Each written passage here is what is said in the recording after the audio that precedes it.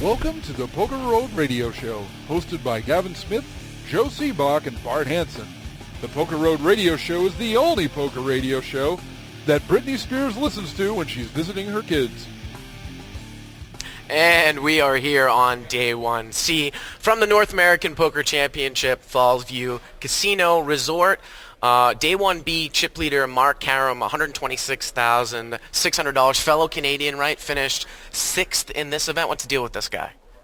I think he plays pretty good. Last year it was kind of, everyone thought this guy was he came out of nowhere and everyone thought he's just this maniac. He's just firing chips like crazy. But then since then he's had some pretty good results. I think he came second in the EPT over in Monte Carlo to Gavin Griffin.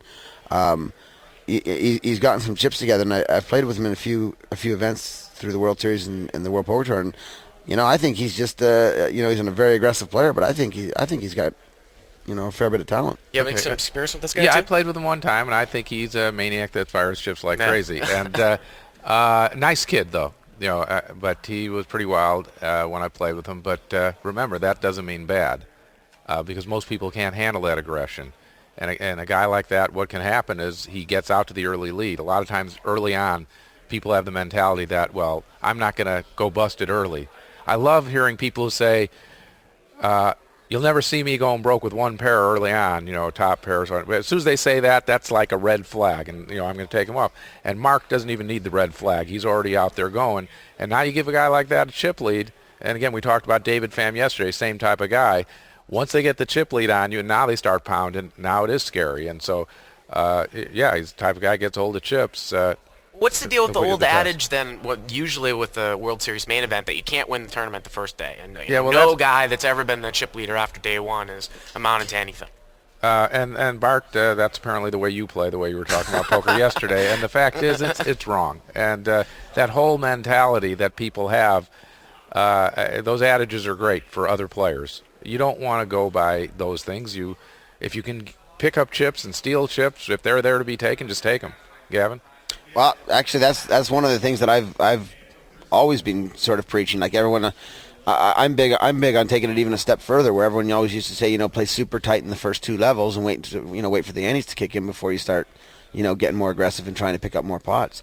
And I've always just sort of lived with the theory that if nobody else wants to get those chips in the first two levels, because they're all following this advice to wait to the antes, maybe I might as well go out and get them. So that way I've got that many more chips when the antes are there that I can gamble even more and play more aggressively at that point. Yeah, which makes me actually wonder, how did you get chips in those World Series tournaments you did well in? I didn't say I agreed with the adage. I just said it was an old adage. How did you get chips though? Aces over kings? Can you imagine how many sets he flopped during the World Series and how many big pairs he had?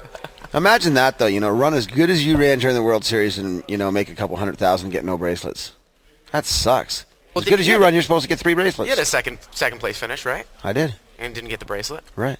Well, you got to put yourself in a position to get lucky. Get lucky at the end. But I don't believe that I ran all that good. I mean, you had to run like God. Oh, please. Gavin ran just like when I beat you at heads up, right? Yeah. Every show, that one heads up thing is going to come back to haunt you. Believe me, it's going to come up again because I went drinking with Gavin last night. Okay. Just going to be a new segment on the show, drinking with Gavin Smith here in a second.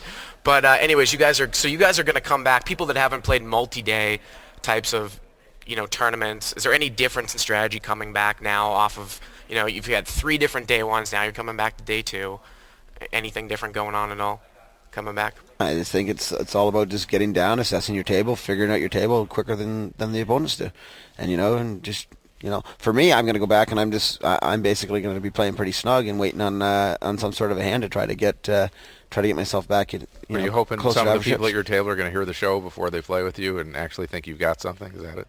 Oh, yeah. I will have something at this point. Until I get up to like 25,000 or so, I'll have something right now. Well, how many chips do you have right now? 13,400. Well, you were just saying that your patience has improved and you've been playing better short stack, right? I'll be playing pretty snug for the first until I can get some chips together. But that's in Canadian dollars, so it's actually worth more than American dollars. Exactly, I know.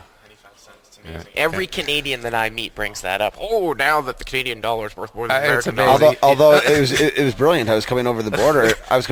To get back in, and I could pay $3 American or $3.50 Canadian. Oh, for the toll to go Yeah, back over the yeah. place. So they picked up on that pretty quick. Canadian dollar's worth more, but you have to pay $3.50 Canadian, $3 American. Yeah, where I grew up, Canadian was almost a bad word because you might get stuck with a Canadian quarter accidentally, and now you'd have to. You wouldn't want to take a chance going to the store. They might catch you. You'd have to pawn it off on someone else, maybe losing a poker Well, they game. put those magnets in those arcade games, too, where if you put the quarter in, it gets stuck, right? Because it's not the same type of metal because it was worth less. Yeah. Now, you're 12th going in after day 1A. You finished 12th. Well, 12th on my day. 12th on your day. Would So you'll presumably be around 36th. yeah, 35, whatever. 36, something like that. You get 76,000 chips. Does that give you the ability to, take some more chances and stuff? I already had that ability. But having chips is good. That's all it is. And but like Gavin said, you're really just playing against 8 people at any time. You don't look around the rest of the field and say, oh, how am I going to play this field? You say, how am I going to play this table?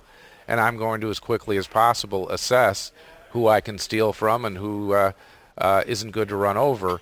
The luxury I have by having more chips is I can set people in and try to knock them off a hand where Gavin won't be able to because the people will be pot stuck. So I'll generally have to have something. And the other luxury of having chips is that I can make mistakes and still be in the tournament. Once you get short, you can't have a misstep anymore. So don't make any mistakes, Gavin. Or I mean, if I do, I guess it's going to be a fatal one. But that's right.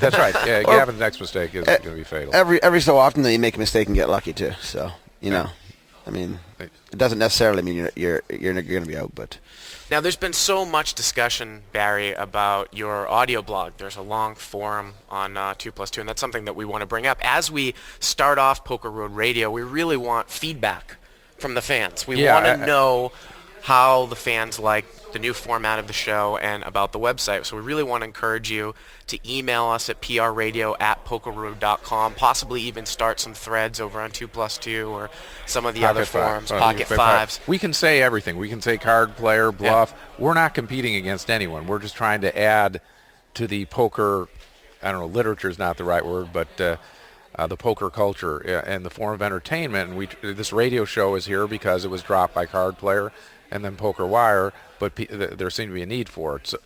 This radio show wasn't dropped by Card Player.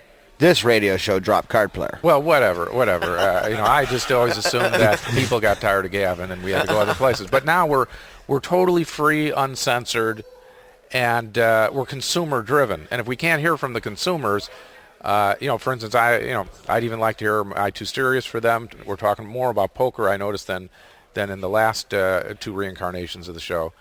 So how do people feel about that? Like a little bit less humor, more serious stuff? We really do need feedback, and so I've searched on the forums for PokerRoad, and normally the only time I see it is people talking about my blog because it was about poker being legalized. But I'm sure there are people listening to the show, and they can let us know. Do they want me to be goofy? It's probably not important. First of all, Gavin's got the market cornered on goofy anyway, and I'm not going to be on for long. As a matter of fact, since I'm still in the tournament and Aralibus, who's got a big part on the side on one of the shows, he's out, it probably makes sense for the next few days for Aralibus to take over on the show. So Aralibus is going to be here for the next, I think that's the next plan. 2 days. Is that okay? He's Canadian. Gavin, you get along with other Canadians. Well, let me think. Would I rather host a radio show with Aralibus or Barry Greenstein? Yeah, no problem. Let's go. Okay, so it didn't look like a hard sell. Well, one of the things that was brought up, and again, I think that we're going to introduce a segment onto this show about the forums. One of the things that's the biggest thing in that thread about your audio blog is, well, now that everyone's kind of come to a consensus that internet poker is going to be legal in the U.S. at some point in the near future because of, the possibility of WTO sanctions. How bad is it going to be in the sense of taxation? Are they going to be taking chunks out of every pot? Is it always going to be good that this is going to be legal and regulated? I think that's what the concern people are saying. Well, what if we play now on these offshore sites where we don't have to worry about taxes or possibly the legality in my certain state, and now all of a sudden it's regulated in the U.S. and it's tough. It's even tougher to beat the games because they're taking money out. Well, I'm certainly hoping the taxes will be on the site. Not that players aren't supposed to pay taxes on their winnings, but what I'm concerned about, it was just like when people were talking about the 25% takeout on poker earnings. A lot of times poker players lose that money in other ways. And you're always concerned that the government will just look at a win and won't offset it against losses, and then it's a hassle for the individual person. So, I hope it doesn't become too intrusive. I mean, Gavin, what do you think about, like, the full tilts, party pokers, and poker stars of the world kind of going down, and, the MGM.com, Bellagio.com is going up? Well, I mean, I think ultimately it's going to be pretty good. I don't know that full tilt and party poker and poker stars are going to necessarily go down. I think that what will likely happen to the sites is that they will probably get bought up by the major casinos. Like, I could see like Harrah's buying, maybe Poker Stars or something like that. Maybe MGM Properties buying like Full Tilt. Yeah, because I mean the software and the database that's already of players and the player pool that's already been developed is just super valuable, and they could come in basically as a turnkey operation. So I think that's the most likely thing to happen, and I think it's going to be great. How good is it going to be able to play on Bellagio.com or something like that, and I think there'll be a lot more satellites into major tournaments, and I think they'll be able to give incentive programs for trips to. I just think it's going to just be enormous for the industry. I think it's going to just. I don't think we've even touched the surface how big it's going to get once internet poker is legalized. Yeah, that is, by the way, that is talking to people. Again, I was in Washington and talk like with Howard Leder and people like that, and what they were saying is the software. If I'm a programmer. If you look at the software, Full Tilt software, Poker Stars. Actually, I'm supposed to say Poker Stars first. And all these other sites, they've been developed incrementally, where they have so much in them right now that it's very hard to get a team of programmers and make something to compete with that.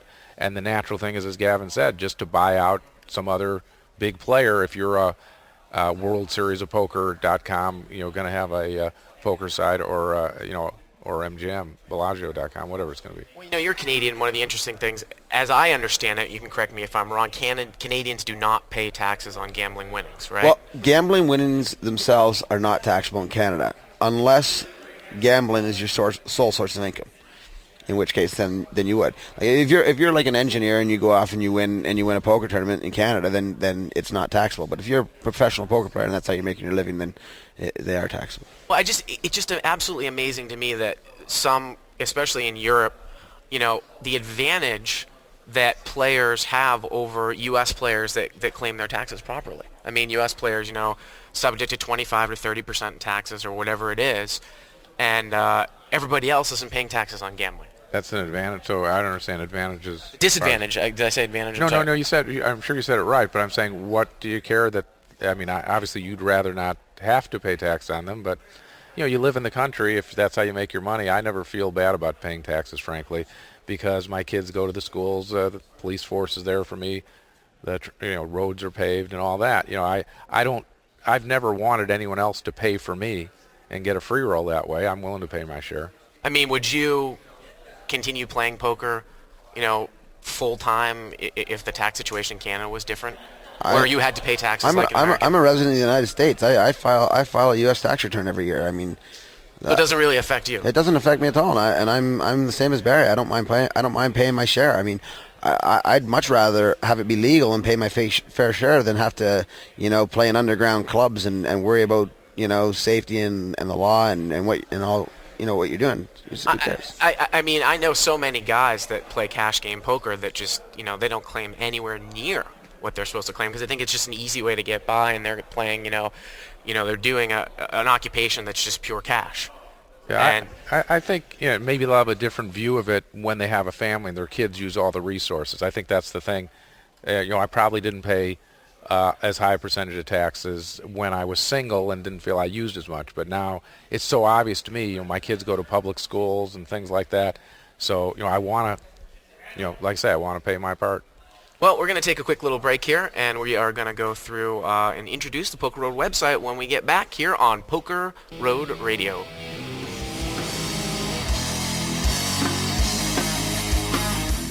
And we are back here on Day 1C of the North American Poker Championship from the Falls View Casino and Resort. I'm Bart Hansen here with Gavin Smith and Barry Greenstein. Barry, one of the things I wanted to do over the last two shows and we haven't had time for is really go kind of introduce the Poker Road website and some of the content that we have on here now, our own Amanda Leatherman doing 3 separate shows. Can you go into a little bit of what she is going to be doing? No, I didn't think you were going to ask it that way, where I was going to have to know actually what all the shows she's doing. I thought you were going to name a show, and most of them I kind of know what's going on. Okay, well, tell us about Inside the Poker Mind then. Yeah, see, that one, I know what the idea is there.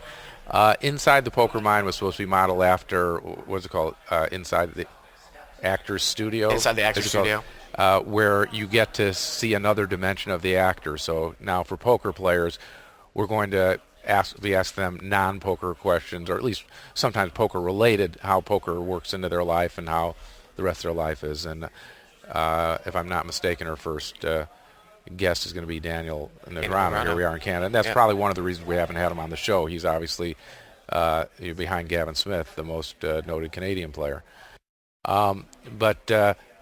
So that should be an interesting experiment, probably a little different than we've seen before, in other places. And you and Joe really want to bring, video as a main part of this website, right? Well, it's really Joe. First, I want to make one thing clear. Joe is the president of this thing, and he's spearheaded the whole thing. I was really brought on because we felt, I'd be of some assistance. Some people want to hear what I have to say. Not Gavin, but there are people out there. That's true. And, people thought my audio blog and tips might be useful. And my name in the poker world is bigger than Joe's. And the other actual thing I bring to the table is I can get the Doyle Brunsons, Chip Reeses, and Phil Ivies and the bigger name players because they're friends of mine. They'll help me out with this, whereas Joe knows the younger crowd.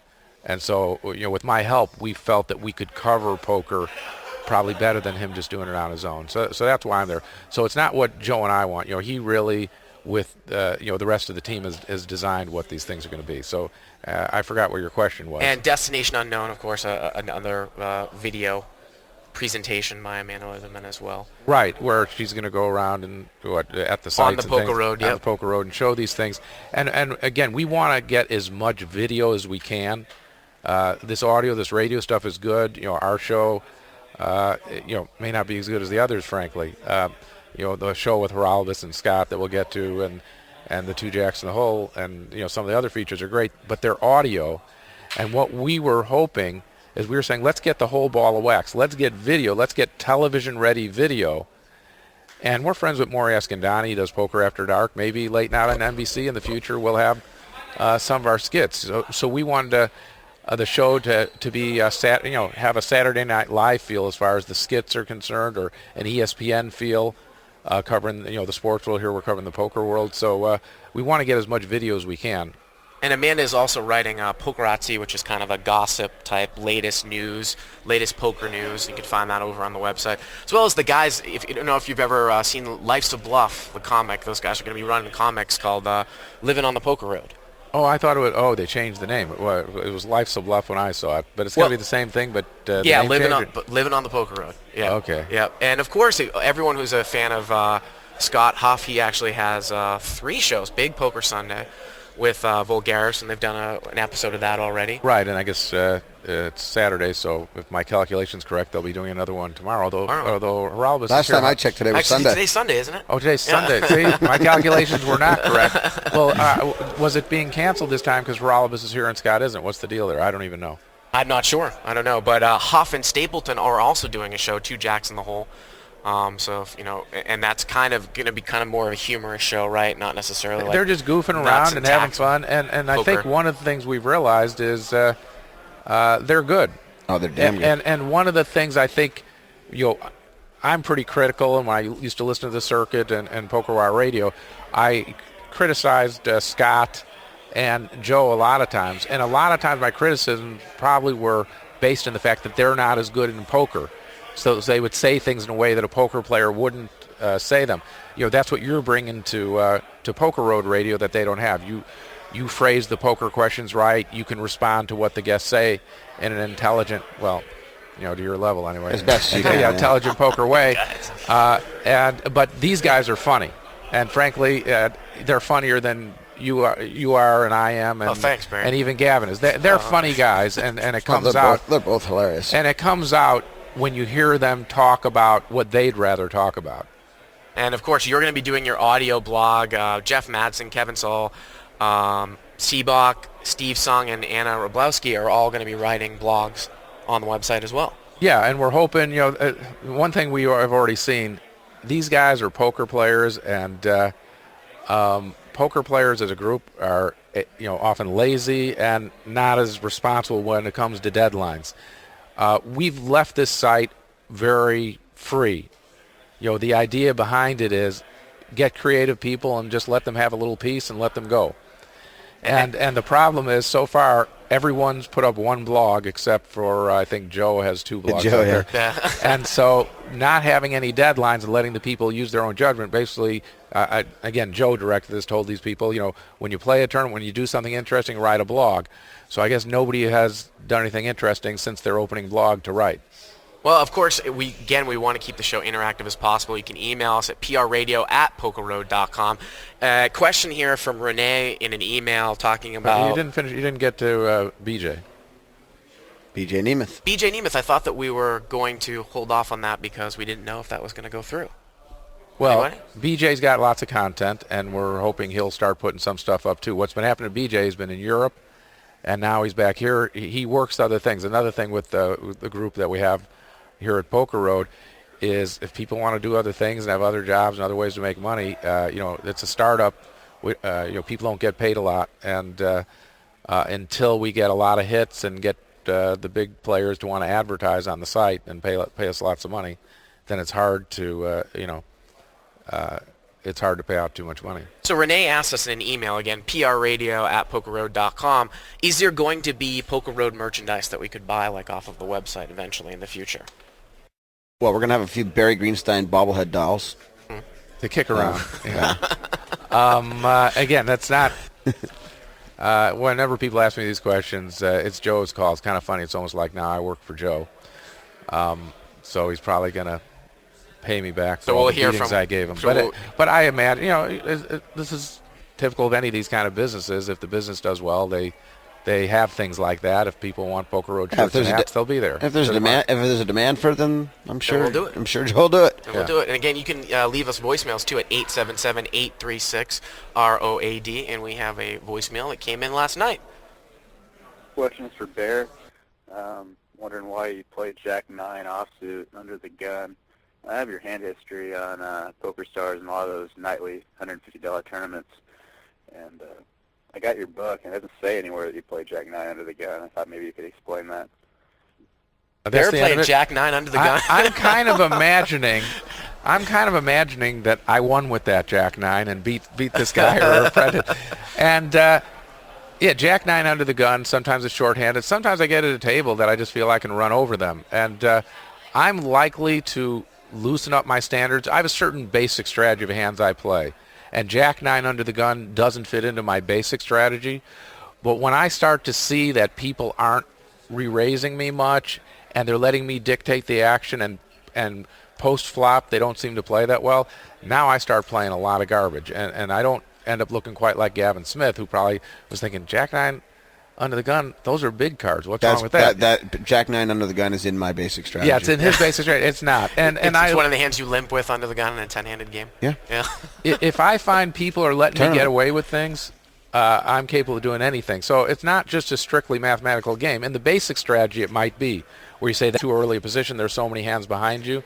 But if you get a bunch of people just let you walk over them and you've got more chips than them and they're just that nitty, that's fine. Sometimes you get at a table where if they ever raise you, you could throw. It wouldn't have mattered if it was 2 jacks. You'd throw them away too. All the hands almost play the same, if you know what I mean. If they raise, they're there. You give up, and otherwise they just let you steal from them. If they don't hit the flop, they're gone. But I'd like to point out too, though, Bart, that when I say that these hands are in my basic strategy, my strategy actually revolves around my table that I draw. If I happen to draw like a really difficult table that might have, say, 4 or 5 top pros at it, that I don't feel that I can win sufficient chips after I make a hand, that because they're going to get away from their hands, well then I tighten up and I don't play as many of these hands. But if I get at a table where I've got a lot of weak opposition, opponents, then I will play a lot more hands, because if I can make a hand with it, I'm going to steal my share with these hands anyways. But if ever I can make a hand, I'm going to get paid off, and it's going to make it worthwhile to me. So that's how sort of I choose when I'm going to play, every hand, or when I'm going to actually, play a little bit tighter. So definitely player dependent, table dependent. Absolutely. All that stuff. So I found myself last night watching game number 3 of the World Series, and saw Gavin Smith run up the escalator and grabbed him. I was drinking a couple beers. And we're going to roll along to a little segment called Drinking with Gavin Smith. An hour and 45 minutes later, 14 rum and diets later? Oh, come on. I didn't have that many. That's what it said on your bill. Yeah, but those weren't all mine, because Beth was drinking rum and diets too. 14 rum and diets later, Gavin punches me in the shoulder and he says, Bart, I swear to God, I will play you heads up for $1 million if we play in 29 matches. Yeah. And he said, do you want to bet if we ask Greenstein who he would take? And so who would you take? It's a 29 individual heads-up matches. 29 individual heads-up matches. Yeah. I'll play it for whatever. For whatever. Yep. But in a real bet, you wanted to do 10,000, right? 10,000 best out of 5. I can't put up $1 million unless Barry's going to take half my action. But I'm not saying who I'd take, but I'd like to play the loser and the winner when it gets done. And Gavin, we actually ran into a little interesting trivia question too, a little trivia contest as well that we played last night, where Gavin, he didn't think I knew anything about Canada. So he said, can you name all the province capitals? And I had to challenge him and give him 13 random states as capitals as well. And we ended up tied at the end, right? Yeah, we did. And that was $200 contest. But man, you can really put him down, can't you? Drinks? Yeah. I didn't even think. I thought you meant capitals. I didn't really have very many of that last night. 13 in an hour and a half? That wasn't me. That wasn't all me. You had some rum and diets. I had one rum and diet. Okay, so that's already down to 12. That's already down to 12. I probably had like 8, but I was there more than an hour and a half. I was probably there 2.5 hours. I'm not a drinker. Is rum fattening? I mean, I always wonder when they have these rum and diet. It just doesn't sound right to me. It's like people who do drugs and then eat salad. I know this may surprise you though, but sometimes people actually drink diet beverages because they prefer the taste rather than being a caloric issue. That's the Is that why you tried? No, of course Yeah, not. absolutely. I just brought that up. Or you like the? Absolutely, I don't like. You like the taste of a NutraSweet? Isn't it like an I don't like. aftertaste? I don't like regular Coke. It's just I find it's way too sweet, and it's too heavy, and I won't even drink a regular Coke. Do you drink beer though? No. No. So it's just all rum and diet. Yeah. Sometimes I'll like. When we went to the club, it was vodka and cranberry. Now, I have been warned, before I came and started, took the host of this show, they said Gavin is a great guy to hang out with, but you cannot be the last one with him at the bar at 2 a.m. Get out. If the last thing in the world you can do is get out of there. Yeah, because you end up having to carry him over your shoulder and bring him home. I mean, he's getting big these days. With all those Diet Cokes. He's getting big these days. Well, we're going to move on here to the hand of the day. And, there wasn't a whole lot of action in some of the, everyone was kind of playing smaller pots here on day 1C. But this was an interesting hand, and it was written up in the Poker Updates, as Jean-Robert Belland called it, the greatest call in tournament poker history. Of course, we don't have all the action down, but on a board of 8-8, 5-5-4, Stephen Ledowski led for 1,000. Travis Defun Rice raised to 4,500, and Ledowski called. Rice instantly mucked his cards, and Milan requests to see his hand, and Ledowski won with Queen 10, with Queen High, which kind of got me thinking of some of the times that you've made some of the thinnest calls. In that situation, are you ever concerned that you make a call, you think a guy's bluffing, but your hand isn't strong enough to beat a bluff sometimes? Sometimes you give people the accidental value bet. It happened to me at Regatta when I was positive a guy had to have 7-6.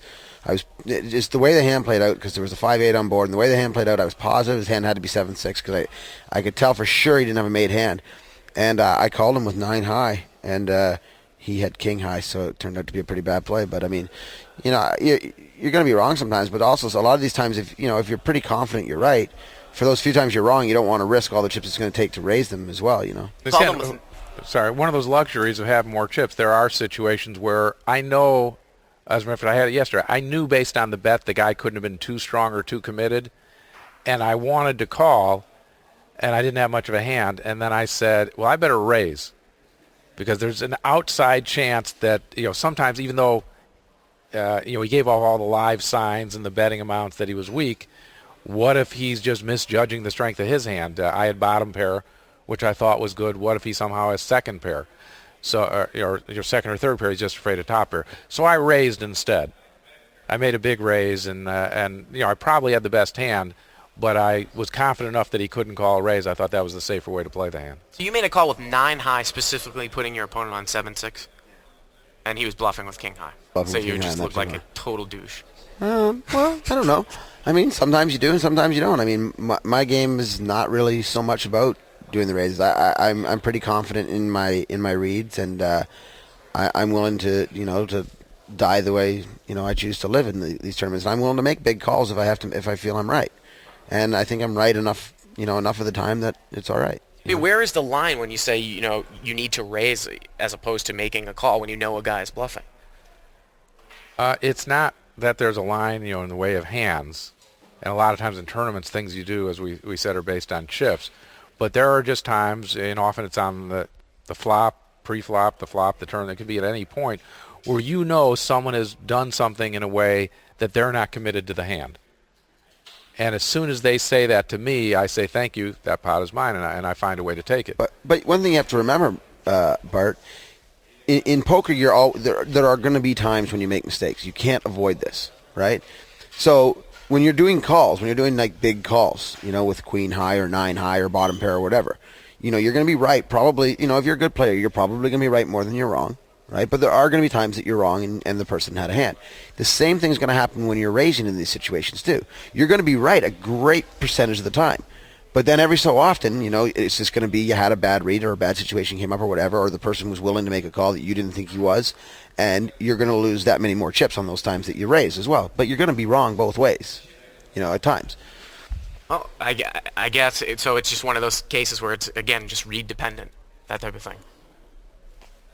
Yeah, I mean, I don't know. It's just different people play different styles. I mean, like Barry and Joe both play a style that is vastly different from mine, where they're willing to go with their reads and commit themselves with a lot more chips, whether it be pre-flop or at any point when they choose to steal the pot. They're much more willing to commit a lot of chips to try to make a bluff raise than I'm willing to do. But I'm also probably a lot more willing to make a big call than either one of those two are. Yeah, I think that's true. And Gavin's also, and part of it I think is confidence he has in himself in doing it. He likes getting in there with an 8-6 suited, and he pretty much feels that's what I normally put him on when I play with him. By the way, 8-6 suited, something like that. That if he does make pair an 8 or a 6 or whatever, he feels that he knows when it's good against most of his opponents and knows what to do with it. So you're willing to make a big call like on an 8 high board with a hand like 8-5 or 8-6. I'm willing to make a big call on a king high board with an 8 if there's an 8 there and I've got it. It doesn't really matter what the board is necessarily so much as I just feel that I feel that I get a pretty good read on people and I can make good decisions and vice versa. I make some big laydowns at times too when I think I'm beat. So do you like playing against some aggressive people then to try to get them to fire and then you can make that decision? No, I'd rather not play against overly aggressive people. Matter of fact, I've never told Gavin this, but I won the WPT Invitational. Yeah, last year, right? Whenever it was, 2 years ago, and I won it mostly based on a comment that I made. Gavin was, I think, the chip leader at one point, and Cloney Gowan came over to me and said, "Gavin's at my table. He's got all these chips. What should I do?" I said, just every time he comes in, make it 4 times what he comes in. Don't even look at your hand. Don't even worry about it. Just raise him over and over and over. She came back to me about a half hour later, says, I've done it like 6 times. He's never been able to call. I said, he never has anything. I don't. And she did this in Crippledown. And what happened is when we got to the final table, Cloney and I were 2 of the chip leaders, and then I had jacks against her 10s or something like that, and I busted her. So I got all of Gavin's chips. Indirectly, and so I really should be thanking you for that win. Yeah, I guess. Sometimes I have something, though. This is the thing. All these people that raise me, a lot of the times it doesn't work out so well because eventually everybody's got a hand. But I still think the strength is if they're going to play you even up and play the flops and turns and rivers with you and have to play, really what we call play poker with you, you're going to come out ahead more often than they will for the majority of the players you play against. I sure don't like playing against people that repop me pre-flop. I hate that. The 3-bet, you mean? Or raise, re-raise, or you limp and they raise? I limp a ton, so I mean, often you don't even have to put it in a 3-bet. The biggest mistake I ever made against Gavin, I had king, queen of clubs in the big blind, and we were both, among the leaders. We were about 10. There were exactly 10 people left at the Bellagio, and I didn't know him that well at that time. I didn't know much about his game, and I didn't realize then that I should raise him every time he comes in. And as he'll tell you, I now do raise him every time he comes in. But he limped in early position, and it got to me, king, queen of the big blind, and I was now kind of on the short end. And I said, well, I'll see a flop. And it was gold for him. It came king something something, king something deuce. I had king queen, and what happened is it went check to Gavin. I checked, which maybe wasn't the right thing to do. Gavin now bet, and Ming Lee made a raise where I was 100% sure he had just limped in the small blind that I had him beat. And I had the amount of chips that I said, okay, I'm just going to set Ming in. And Gavin was there with 3 deuces. Ugh. So, I really what I later blame myself in is just any time you play a pot with Gavin where you let him see a flop, you're inducing danger, and I don't do that. So just raise him every single time. I'm not so sure that in that particular hand, though, raising would have made a difference. With where the chip stacks were in that one, I don't. You probably wouldn't have raised so much, and I probably would have taken a flop with the Maybe you're right. I might have gone busted, and people are saying, why didn't I get away from that hand? Well, it's kind of hard to get away from a hand when the guy who just put his chips in front of me, most of the chips, I feel I have beat. How am I going to get away? I literally can have any 2 cards there. Yeah, right. You must have been, I got Greenstein now. Well, It must have been great. Yeah. It was paradise. It's kind of a rotten spot to be put in because I can have anything. It doesn't. He could have had a pair of 5s and just been betting. He didn't bet a lot. He bet normal value for a pair. And here comes big raise, and now to me.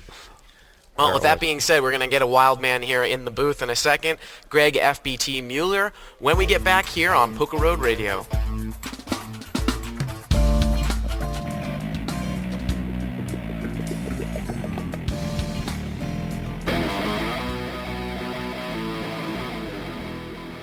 And we are back here at the dinner break of Day 1C of the North American Poker Championship. I'm Bart Hansen here with Barry Greenstein.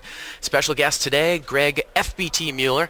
And Greg, we are actually recording this during the dinner break here of Day 1C. And yet another member of the Poker Road team stopped at the Canadian border, Gavin Smith. Hopefully he will make it back through into Canada here. But he will be joining us for the beginning of the show. I think people realize what a force Poker Road is going to be, and they're doing everything they can to thwart exactly, it. It's just going to take over the poker world.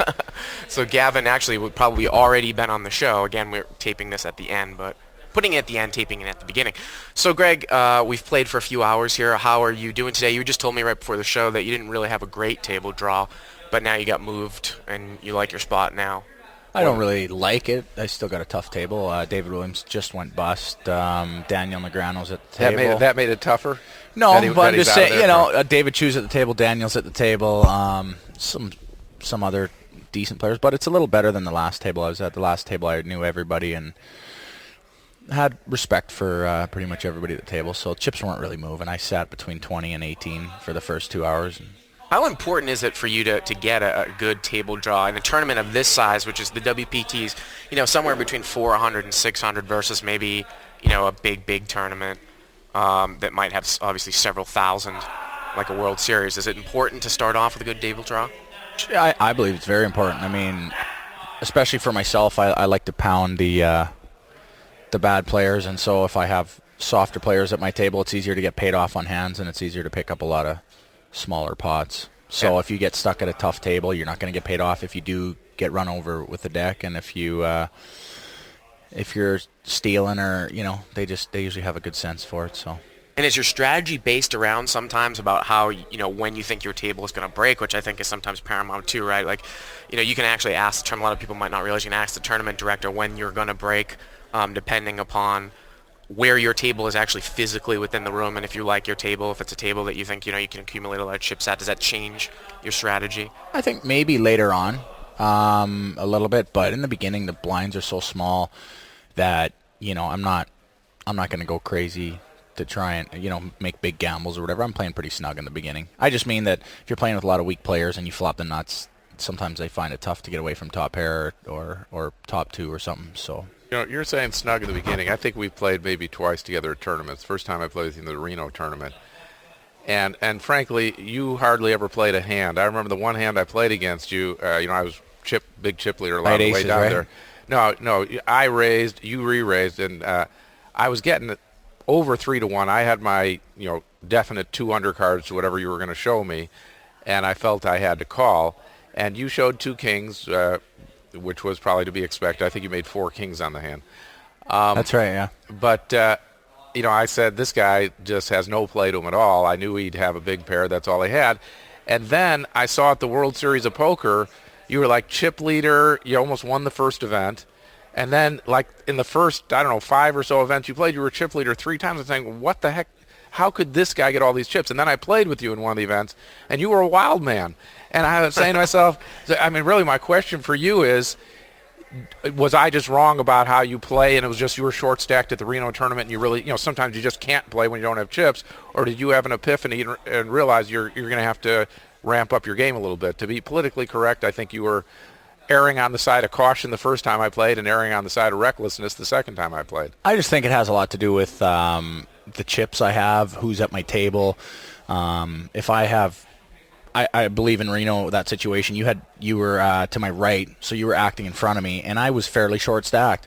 And so, you're opening a lot of pots. It's very difficult for me to come in there unless I have a big hand, because you're almost going to be priced in every hand. So when I'm short stacked, I believe, unlike a lot of the players who I respect their games a lot, when they have a big stack, when I have a short stack, I don't give up. And speaking of players, there he is. Speaking of the devil, so they did let you through. Yeah, we thought they weren't going to let Gavin you get through back to Canada. I got hassled both ways. It was absolutely brutal. You didn't say you worked for PokerRoad, right? Because they're after us. Oh my God, it was unbelievable. Did they bring you inside in the Canadian side? Both ways. Really? Oh, you're on the way over, the way back, I got hassled both times.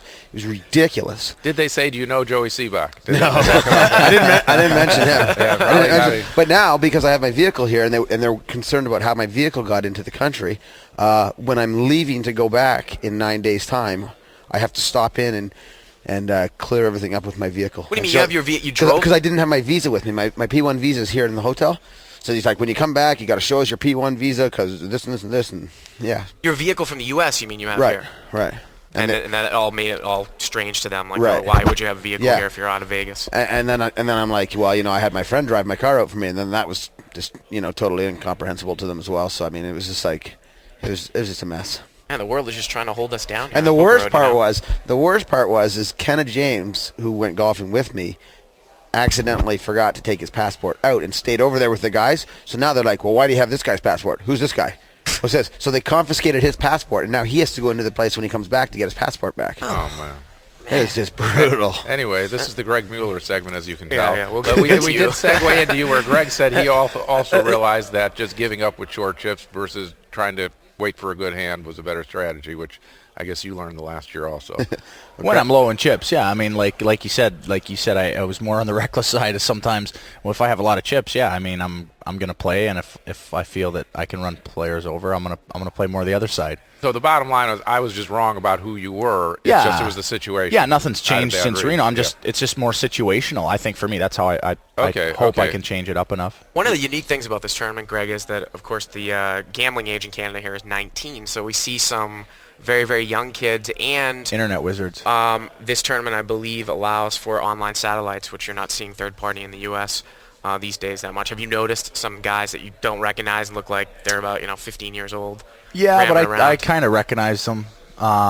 Today, I think, was the worst draw of all 3 starting days. I think if they're not a pro live player, they're an online pro, not like your typical lucky maybe online player that you might see at the Bahamas or whatever. I think the field today is pretty tough. So I've known pretty much everybody I've sat with today. Well, that was one of the other things, too, that a couple of guests have talked about in the previous days, that the East Coast tournaments tend to be a little bit weaker. Gavin actually said he thought this was one of the best WPT events, right? One of the softest fields. Yeah, I think it's a soft field here. But today's, I mean, compare it maybe to the Bellagio 25K. Yeah, it's a softer field, but like if you walk in there today, I don't believe it's a soft field at all. I think Gavin picked the best day to play, which was day 1, and I think there was a lot of satellite/weaker non-professionals, because today's, if you look in there, it's a pretty tough field today. Now you're sitting with 28,000 in chips, which is just about the average. The average is about 22. Now you've gone down about 4 or 5 levels going in. Do you have any? Your game plan really hasn't changed or anything, has it?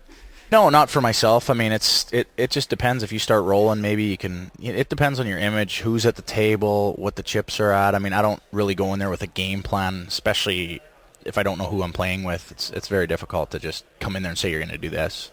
So. Now the last time you were actually on the show, when Joe Stapleton hosted, you actually went over a lot of hands from your second place finish in the mixed limit event, 5,000. You've had a chance now to watch it on ESPN, and I'm sure a lot of people have, come up to you and talked about it. Anything changed since then? Now that you've seen some of the hands and stuff of the entire tournament? Not really. No. No, I mean, I was pretty happy with how I played. I think he ran hotter at the end. He's a good player, and I can't take anything away from him. But I was happy with how I played, and I think the cards just went his way towards the end. One of the other things too is that we talked about you play a lot of cash games. Of course, you're a full tilt pro, right? Play a lot at the Bellagio, 25-50 no limit. Nope, is that about right? Sure. Yeah. Do you recognize some of these guys around that? I mean, you as a cash game and a tournament player, do you think you have an advantage with some of these deeper stack type formats? Yeah, because. Especially in the beginning levels. I like the beginning levels because you can get in there for cheap and sometimes flop the nuts against weaker players. And like I said, sometimes they'll pay you off with maybe top pair in a gutty or something, drawn dead. So I like to get in there and play a lot of garbage at the beginning as long as it's cheap and, try and double up. Oh, implied odds. Suited connectors. One of the things, I actually wrote an article. Suited. You won't care. 3 gap cards. Who cares? Double suited. I like double suited. 2 flush shows. 10-6 offsuit. You wrote an interesting article I read a while back about double barrel bluffing in terms of tournaments and in cash games, where you said that you would be more apt to do some bluffing in a cash game because you obviously have the ability to rebuy, whereas a tournament, the chips are more precious and then you hit the rail. Like, where's the balance? Well, unless you're playing against Gavin, and you get him to lay down for 10,000 when the pot's 60,000 and he's got like third flush, it's very difficult to bluff guys. Third flush. He bluffed me off one. He bluffed me off one at the Commerce. Really? He bluffed you off for small flush? I had a flush. Yeah, he had to walk on water for this hand to work. for it to work the way it worked out, he had to walk on water, but it worked out. I've thrown away winners before. Well, what is Greg's image? I mean, he changes it up a bit, or is he the image of a solid player? Obviously, he's a freak show. Barry said he was kind of wild in the beginning. He's a freak. So how do you lay down that hand then? Just the whole way the actual hand played out. There was a third person in there, and it really looked as though I had some sort of a hand. And for Greg to think that I would lay down my hand, I just assumed that he wasn't quite that big of a whack job, but turned out he was. So all your thinking was based on you assuming someone was putting you on a good hand, right? That's where it all started, and that's where you went wrong. Yeah. Well, the way this one played out with the amount of chips I had in the pot, it really looked like value bet. He really had to have something, so I threw a winner away. Happens. One of the other things too, I had gotten word that you hang around with some younger poker players and you kind of have like a little bit of a crew of your own. How does that, how about talking about hands with other poker players, around the tour, that type of support? Are you constantly bouncing things off of people? Not so much anymore. I was doing that a lot more. Like during the World Series time when I was playing every single day, yeah, that's what you do at the dinner break. You talk about hands, or afterwards you discuss hand stuff. Sure, that totally helps. I mean, these guys are... the guy I live with when I'm on the road, Sean Buchanan, he won Mandalay Bay. He's a great poker player, and we talk about hands and who he played with or who I'm playing with, and, little information sometimes.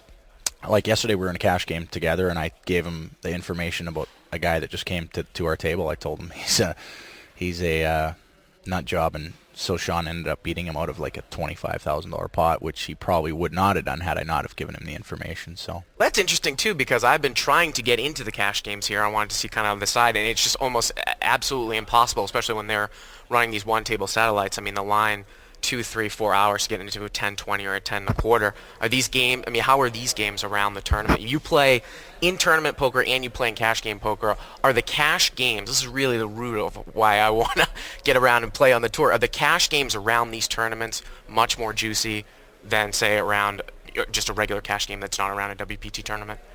I would say yeah, for the most part. I've noticed they've been real good here.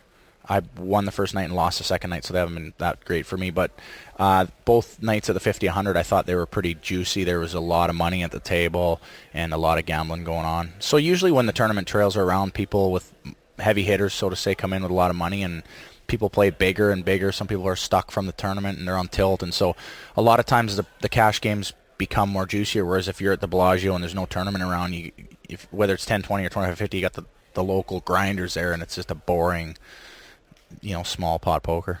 Yeah, it's interesting too because I play at the Commerce every day in the 10-20, and some people from Vegas actually go there outside of the tournament time to go to the action where it is in LA, as opposed to stay in Vegas away from the tournament. So, I mean, a lot of times people will say, well, if I'm a tournament player, my cash game isn't really rounded out.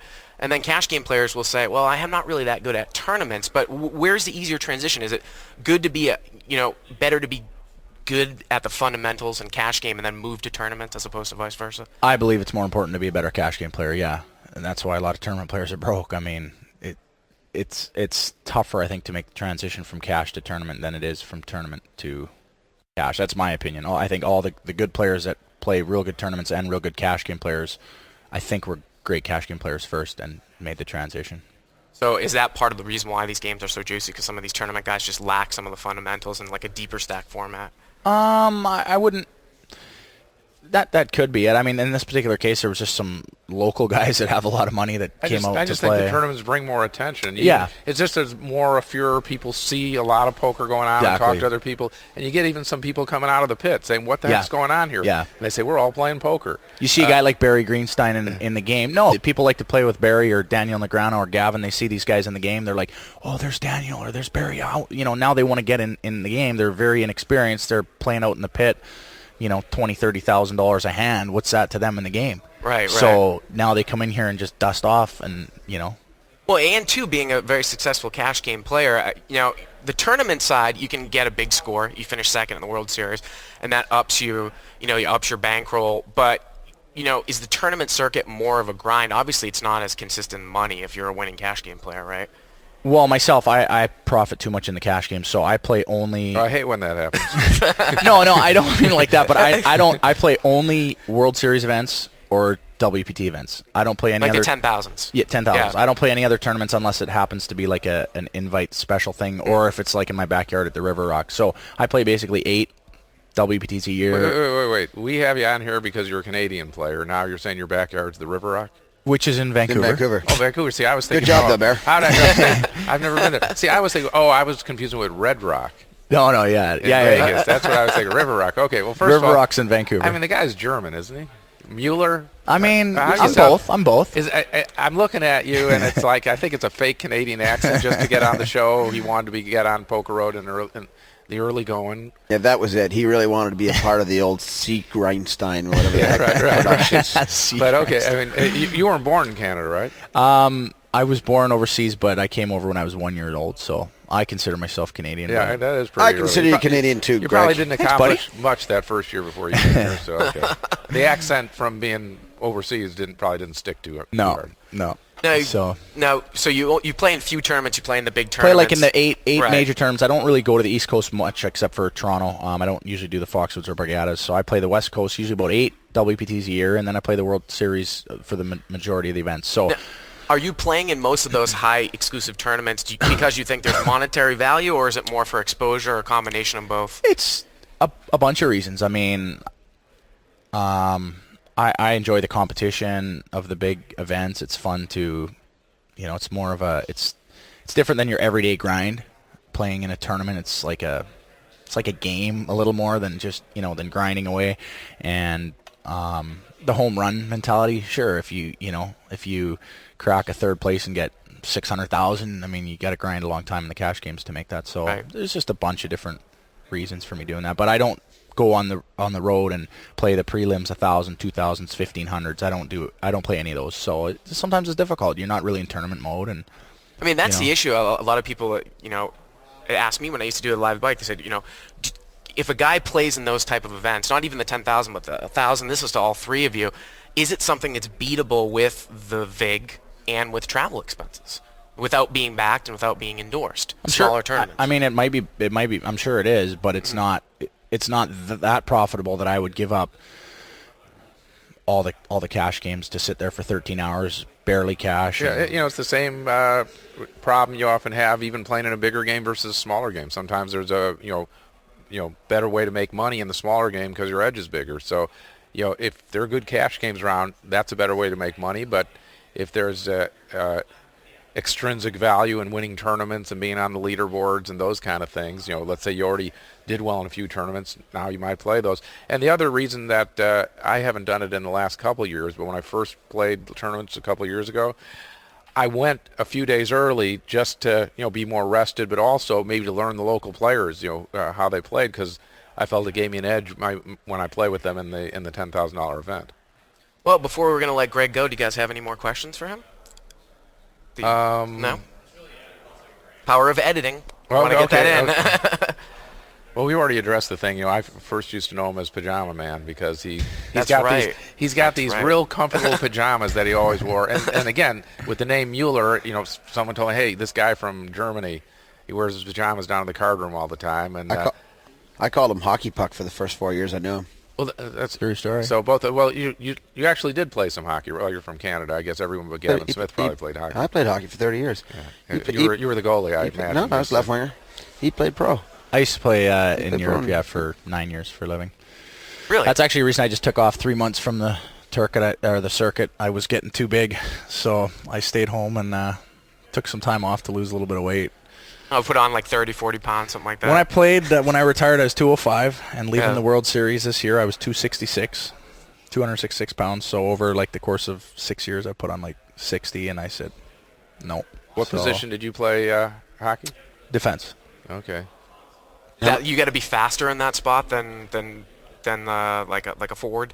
No, not at all. Forwards are more sprinting. Yeah. Defensemen are usually a little slower and bigger.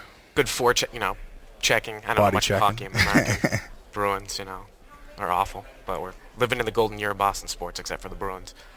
They got a good young team actually. They're by the way, now that we bring up this hockey thing, one thing that I often say is when athletes retire, they often go into poker because it's the same kind of thinking. It's not only competitiveness, but you start out with a strategy and then you vary it based on your opponents. It's very similar, and of course it also helps fuel that competitive fire that you might have. And once your athletic skills go down, because of age, well, now you can compete across the poker table. So, do you agree with that kind of thing, that it's a natural 100%. Yeah, you see a lot of there's been a couple of hockey players, and like a friend of mine, Travis Green, he played in the NHL for years, and he's become a pretty good poker player. Hey, he's taken down some tournaments and stuff, and it's that competitive that's probably the main thing, the competitiveness and the strategizing and playing your opponents sort of thing. So, yeah. Want to win too, right? Totally. It's competitive nature. It's exactly what it is. Yeah. I mean, it's not physical at all. Right. So you can't. You're a big guy. You never reach across the table when. The odd altercation. Yeah. Right. But it won't help you win. That's all. Okay. Well, Greg, thank you very much for stopping by, and good luck with you. Got a little bit more time here in the dinner break. Good luck. Hope we will see you on day 2. Hopefully. Thanks for having me, boys. Thanks a lot to FBT Greg Mueller, and we will be back here on PokerRoad Radio.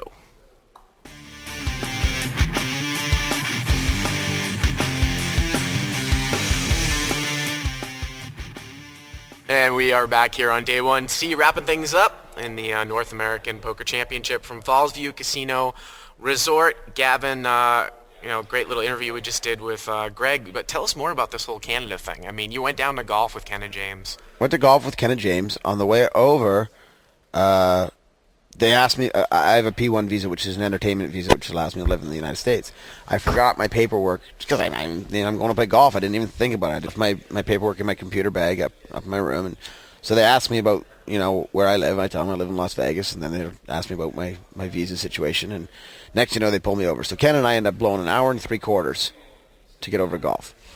So then we played golf, and now Ken wanted to stay, and I come back. And I get to the border, and again, it's, where's your paperwork? And I'm like, I tell them it's at Fallsview, this is what's going on. I just went over to golf. And once again, hassle after hassle. They pull me over. They search my vehicle.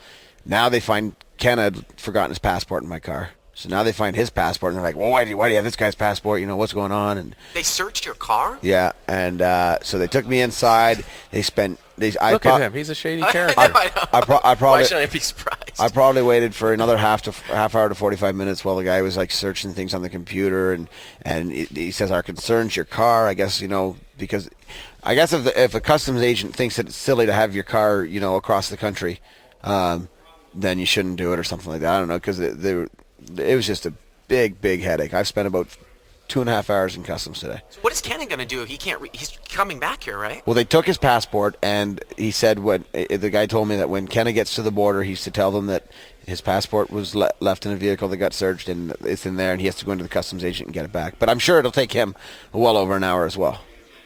No, Kennan's got a good voice. He'll just sing them to sleep, and he'll come across.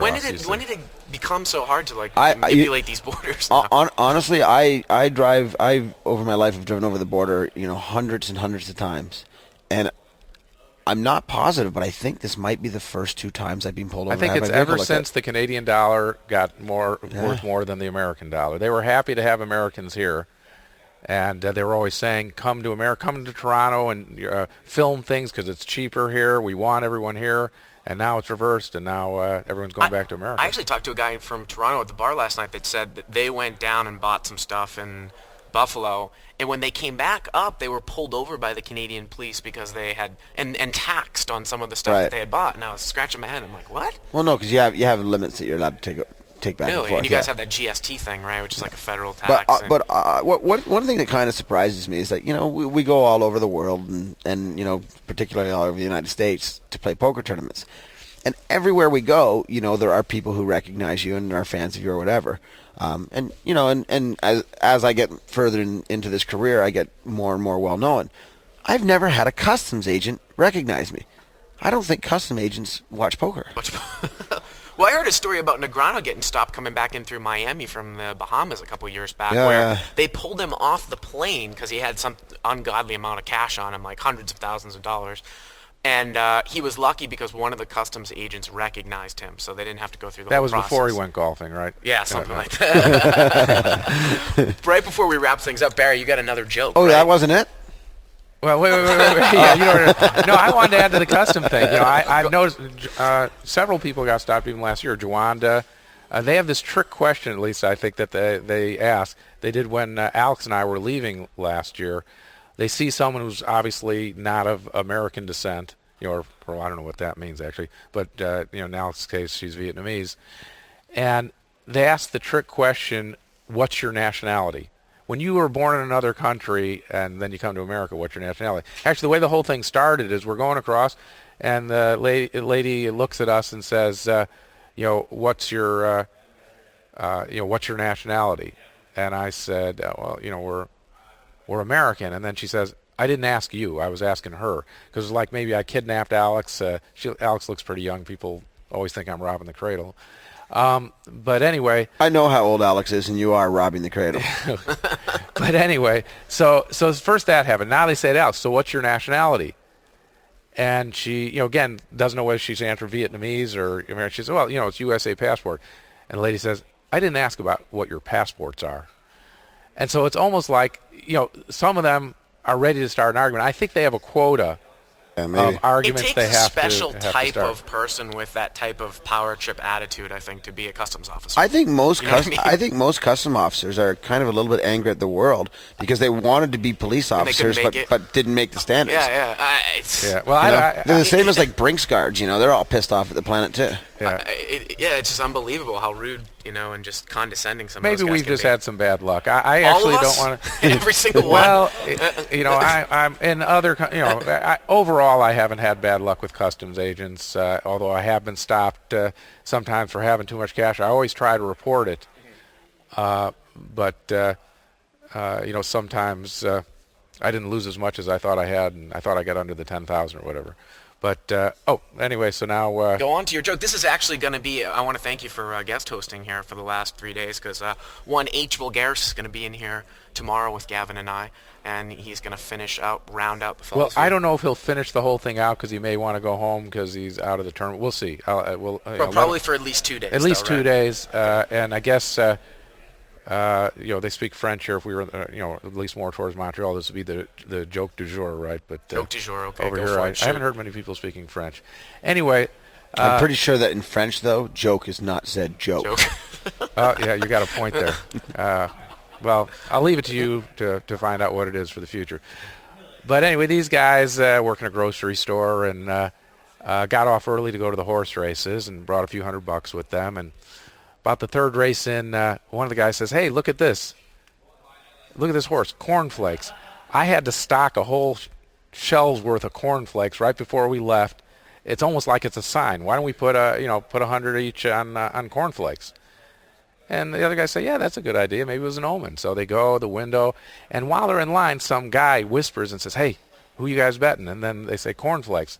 Are you kidding? Cornflakes won't even finish the race. I mean, the 2-horse Silver Streak is an 8-1 dog, and people don't know that the owners have been holding him back. And he's a shoo-in for this race. You really are wasting your money on cornflakes. So they talk to each other and they say, "Well, this guy's apparently an expert on this. We don't know what we're doing. Maybe we should, do the wise thing and bet on Silver Streak." So they change their, they decide, okay, we'll bet on Silver Streak. They bet on Silver Streak. Of course, what do you think happens? Cornflakes, wire to wire, wins the race. Pretty disgusted. Wait another race or two, and then one of the guys actually works in the bakery at the grocery stores. And he says, "Cupcake.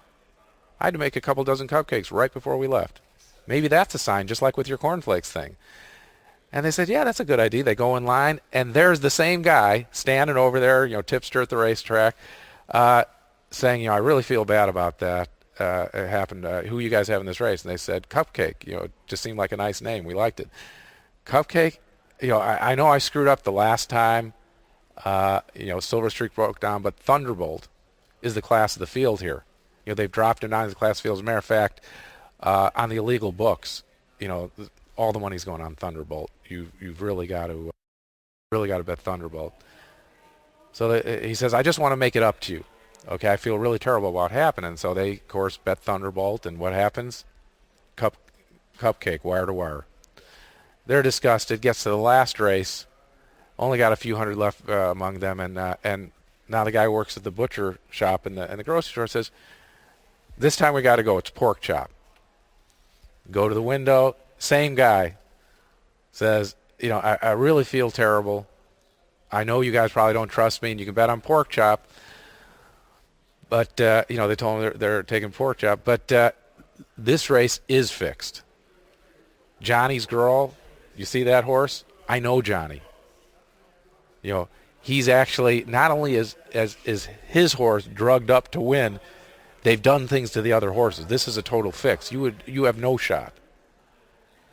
And this will get you even. Bet what you have left. So they bet what they have left, and not surprisingly, pork chop wins the race. So they're pretty disgusted. They say, "Well, it was a sunny day. We had a good day at the track. Too bad we ran into that guy. Anyone have any money left?" They had just a couple bucks left, and they said, "We didn't even get anything to eat." And so one of the guys says, "Well, I don't know, what do we have? Enough to buy popcorn? Yeah, let's just get a bag of popcorn for everyone.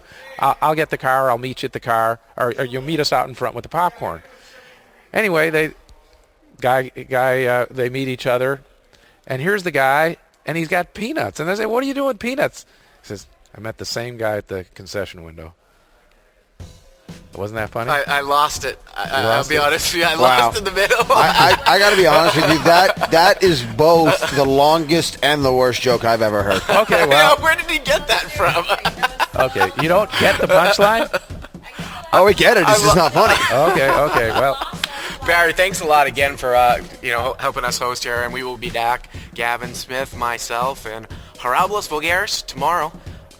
So stick around. We'll see you tomorrow from PokerRoad Radio.